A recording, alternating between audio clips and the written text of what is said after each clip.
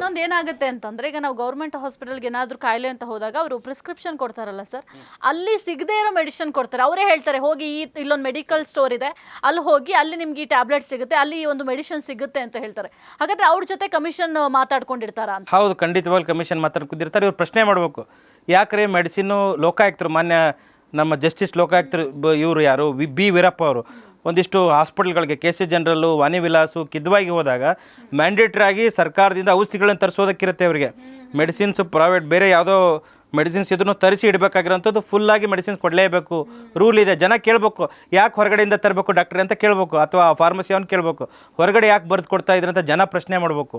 ಆ ಪ್ರಶ್ನೆ ಮಾಡದೇ ಇರೋದಕ್ಕೆ, ಜನ ಪ್ರಶ್ನೆ ಮಾಡದೇ ಇರೋದಕ್ಕೆ ಡಾಕ್ಟರ್ಸ್ಗಳು ಹೊರಗಡೆ ಬರೆದು ಕಮಿಷನ್ ತೊಗೋತಾ ಇದ್ದಾರೆ. ಜನ ಪ್ರಶ್ನೆ ಮಾಡ್ಬೇಕು, ಯಾಕೆ ನಾವು ಸರ್ಕಾರಕ್ಕೆ ಟ್ಯಾಕ್ಸ್ ಕಟ್ಟಿಲ್ವಾ, ಯಾಕೆ ಹೊರಗಡೆ ತೊಗೋಬೇಕಂತ ಪ್ರಶ್ನೆ ಮಾಡಿದಾಗ, ಆವಾಗ ಅವ್ರಿಗೆ ಪ್ರಶ್ನೆ ಮಾಡಿದಾಗ ಅವರು ಅದನ್ನು ಕೆಲಸ ಮಾಡ್ತಾರೆ. ನಾವು ಪ್ರಶ್ನೆ ಮಾಡಲು ಹೋಗ್ಲಿ ಬಿಡು, ಯಾಕೆ ಅವ್ರ ಜೊತೆ ಗುದ್ದಾಡೋದು ಅಂತ ಬಿಟ್ಬಿಡ್ತೀವಿ, ಅವ್ರು ಆಟೋಮೆಟಿಕ್ಲಿ ಅವ್ರು ಮಾಡ್ತಾ ಹೋಗ್ತಾರಂಥದ್ದು. ಅದು ರೂಲ್ಸ್ ಮಾಡಿದ್ದಾರೆ, ಮತ್ತು ಲೋಕಾಯುಕ್ತರು ರೇಡ್ ಮಾಡಿದ್ದಾರೆ.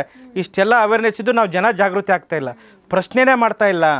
ನಮ್ಮ ಹಕ್ಕುಗಳ ಬಗ್ಗೆ ನಮ್ಗೆ ಜಾಗೃತಿನೇ ಇಲ್ಲ, ನಮ್ಮ ರೈಟ್ಸು ಗೊತ್ತಿಲ್ಲ ನಮಗೆ, ನಮ್ಮ ರೆಸ್ಪಾನ್ಸಿಬಿಲಿಟೀಸು ಗೊತ್ತಿಲ್ಲ. ನಮ್ಮ ಹಕ್ಕುಗಳ ಬಗ್ಗೆ ನಮಗೆ ಮೊದಲು ಜಾಗೃತಿ ಇರಬೇಕು, ಆಮೇಲೆ ನಮ್ಮ ಜವಾಬ್ದಾರಿ ಅನ್ನೋದ್ರ ಬಗ್ಗೆನೂ ಗೊತ್ತಿರ್ಬೇಕು.